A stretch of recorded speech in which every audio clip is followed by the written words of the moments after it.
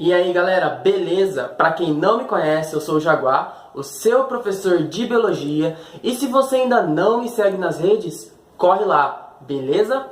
A aula de hoje é sobre nematelmintos e essa aula será dividida em duas partes. Na primeira parte, que é essa daqui, a gente vai estudar as características gerais, quem são os indivíduos desse filo, sistemas e até mesmo a reprodução. Já na segunda parte, que é super importante, a gente vai falar sobre as doenças, que são 5 doenças que os indivíduos desse filo podem causar. Então, bora de nematelmintos depois da vinheta. Solta!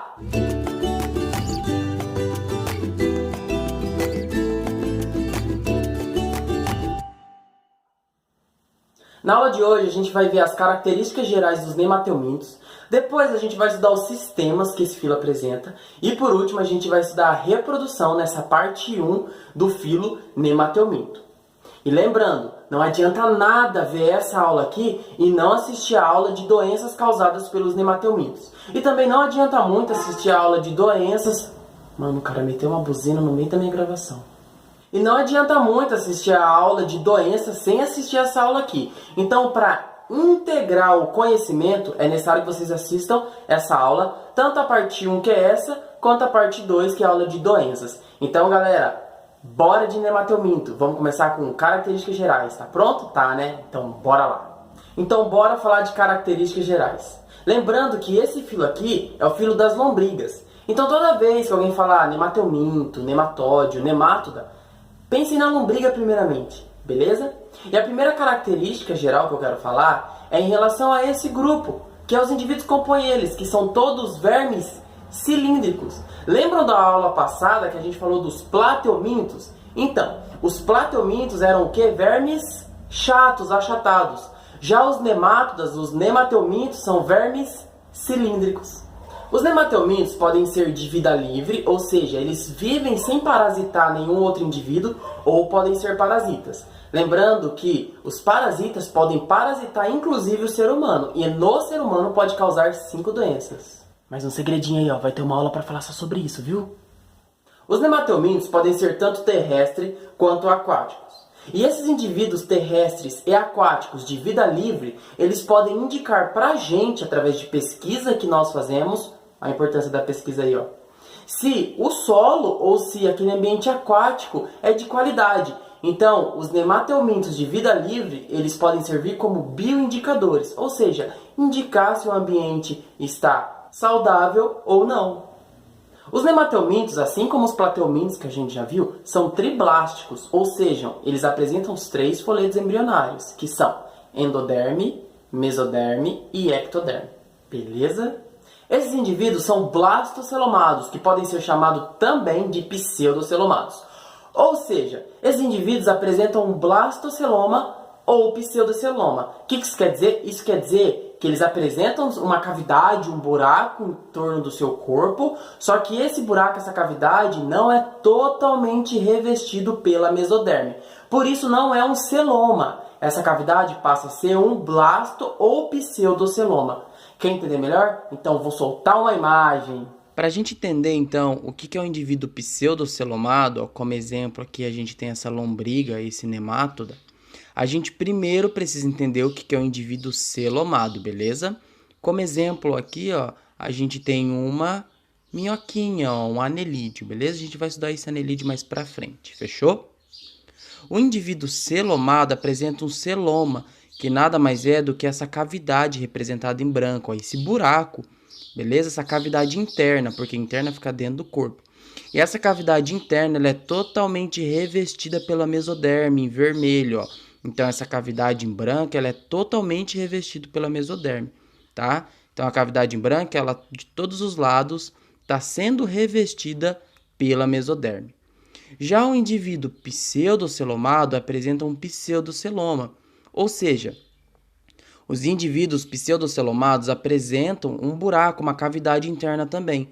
Só que diferente do celoma verdadeiro, o pseudoceloma é revestido pela mesoderme em parte, ó. Então aqui é totalmente revestido pela mesoderme em vermelho, só que internamente, ó, tem contato, é revestido pela endoderme. Então o pseudoceloma não é totalmente revestido pela mesoderme. É parte revestido pela mesoderme em vermelho e parte revestido pela endoderme em azul. Por isso que é um pseudoceloma. Pseudo, gente, é falso. É aquilo que não é verdadeiro. Então, é um celoma falso. Então, essa cavidade interna aqui em branco é um pseudoceloma, é um blastoceloma. O que configura os indivíduos que apresentam o pseudoceloma ser um indivíduo pseudocelomados. E os nematomintos são pseudocelomados. Beleza? Galera, eles são os primeiros a apresentar o sistema digestório completo.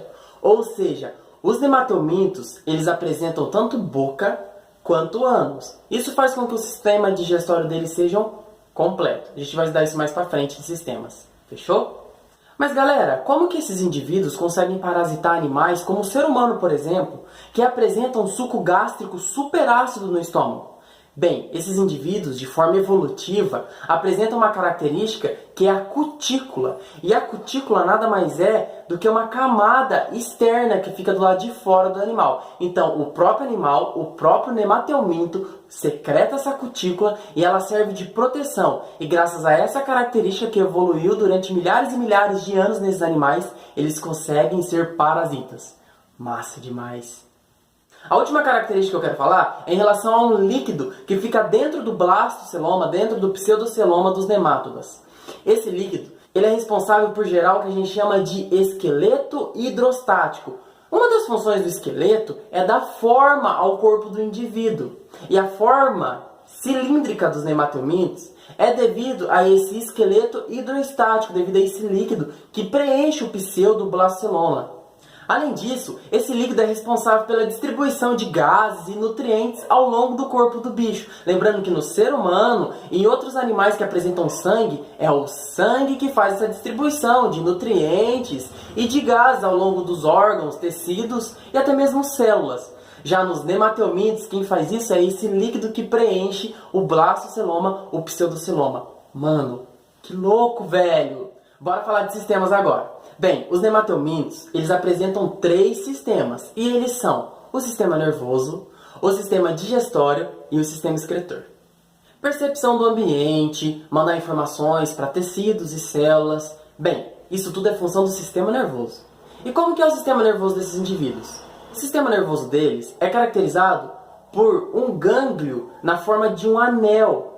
E esse anel, ele fica em torno da faringe do indivíduo. Uma outra característica desse sistema nervoso são os cordões longitudinais nervosos que se espalham para todo o corpo do animal. Já sabe, né? Não vou deixar você com dúvida. Bora ver uma imagem. Beleza, gente, vamos entender melhor agora o sistema nervoso. Primeiramente, antes de falar do anel nervoso, que é esse anel circular que rodeia, que fica em torno da faringe, eu quero que vocês notem, olha só, que existe uma faringe aqui, beleza? E rodeando essa faringe temos um anel nervoso. Vamos entender melhor então, olhando essa imagem aqui, ó. Aqui o gânglio, esse gânglio nervoso, na realidade é o gânglio em forma de anel, que fica em torno da faringe, beleza? Então, o sistema nervoso apresenta um anel que fica em torno da faringe. O sistema nervoso também, ele tem como características cordões, beleza? Cordões longitudinais, ó, aqui um cordão embaixo e um cordão em cima. Tem cordões que ficam em torno de todo o corpo, tanto para cá quanto para cá do corpinho do bicho. Os cordões principais é esse cordão dorsal longitudinal, esse cordão longitudinal dorsal, lembrando que dorso é as costinhas do bicho. E o cordão, beleza? O cordão longitudinal ventral, lembrando, gente, que ventre, tá? É a barriguinha do bicho. Então, basicamente é isso. O sistema nervoso desses animais apresenta um gânglio em forma de anel em torno da faringe e apresenta cordões longitudinais. Fechou? Sendo os principais o dorsal e o ventral, aqui embaixo, o ventral. Vamos falar de sistema digestório agora. Imagina só você comendo, aí você tem que esperar esse alimento que você ingeriu ser processado, ser trabalhado, ser digerido. Depois disso, você elimina, manda para fora aquilo que você não digeriu, pela mesma abertura que você engoliu esse alimento. E só depois de toda essa trabalheira você pode comer de novo. Caramba, é complicado, né? Mas é assim que alguns indivíduos que possuem o sistema digestório incompleto faz. Por exemplo, os quinidários e até mesmo os plateumintos. Já os indivíduos que apresentam o sistema digestório completo, que surge agora nos nemateumintos, eles não precisam fazer isso. Isso quer dizer que eles podem comer e comendo e às vezes dá uma evacuadinha. Então come, dá uma evacuadinha. Come, dá uma cagadinha. Come, dá uma cagadinha. Entendeu? Então, isso é uma vantagem muito grande. E essa vantagem só é conquistada devido ao sistema digestório completo. E o sistema digestório completo surge nos nemateumintos. Isso cai bastante, então se liga aí. O metabolismo, que é a junção das reações químicas que ocorrem dentro do corpo de um indivíduo, como nos animais, por exemplo, tem como produto excretas nitrogenadas, que são citotóxicas, ou seja, são produtos do metabolismo que podem fazer mal para as nossas células. Então a gente tem que eliminar isso. E quem faz isso? O sistema excretor. Maravilhoso sistema excretor. Mas como que é o sistema excretor nos nemateumintos? Ou seja, como esses bichinhos fazem para poder mandar para fora a base nitrogenada, a amônia deles. Vamos lá. O sistema excretor nos nemateumintos ocorre por protonefrídeos, ou seja, são túbulos que conectados formam todo o sistema excretor. Só que existem células específicas desses animais que ela parece um H. Sério, galera, parece muito uma letra H. Aqui, ó, como que parece. Legal, não é? Então, essas células em H, e pode cair exatamente assim na sua prova, então se liga aí, ó. Essas células em H são responsáveis, formam, ajudam, corroboram na formação do sistema excretor desses animais. E aí tem um poro, que é a abertura por onde esses animais lançam para fora a sua excreta nitrogenada, a sua amônia. Lembrando que os plateumintos também excretam amônia, viu? Não esquece disso não.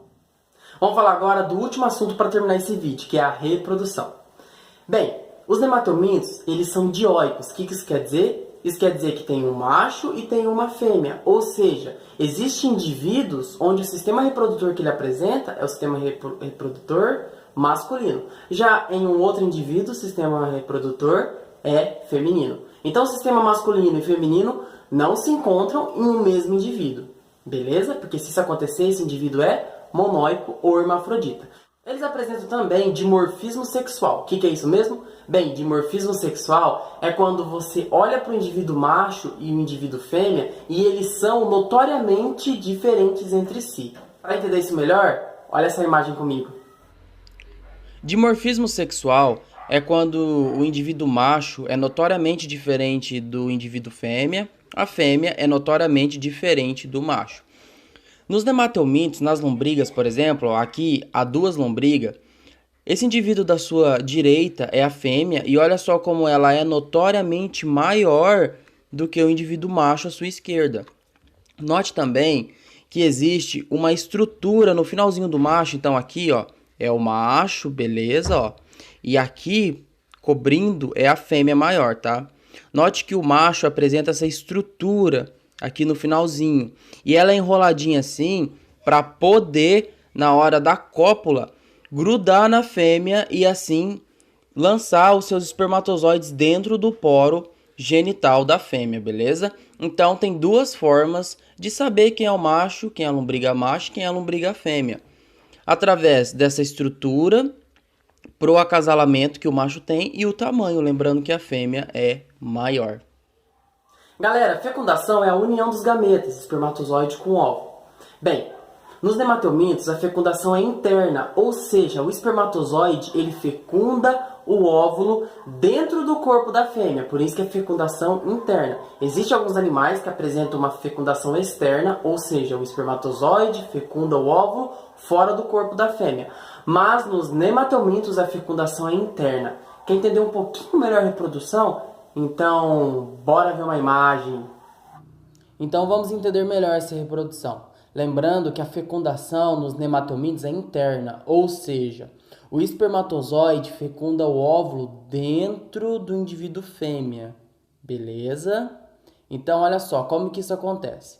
Os machos, lembrando que os machos aqui no final, ó, ele apresenta essa volta, né, para auxiliar na hora da cópula, beleza? Os machos apresentam essa estruturinha aqui, ó, que é a espícula copulatória, beleza? Aqui, ó, a espícula copulatória.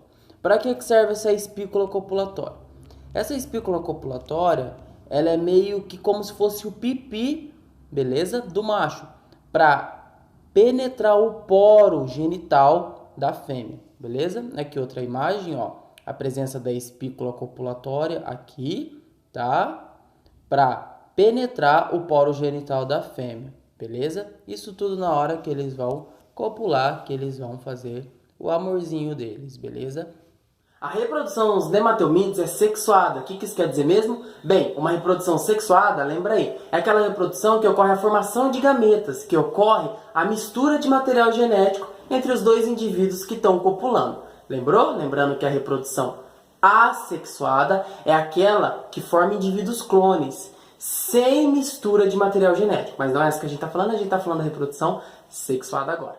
Galera, era isso que eu tinha preparado pra vocês, espero que vocês tenham gostado desse vídeo. E se vocês gostaram, não esqueçam de deixar aquele joinha, se inscrever no canal e compartilhar esse vídeo com seus amigos, beleza? Agora vamos juntos para doenças causadas por nematelmintos. Fui!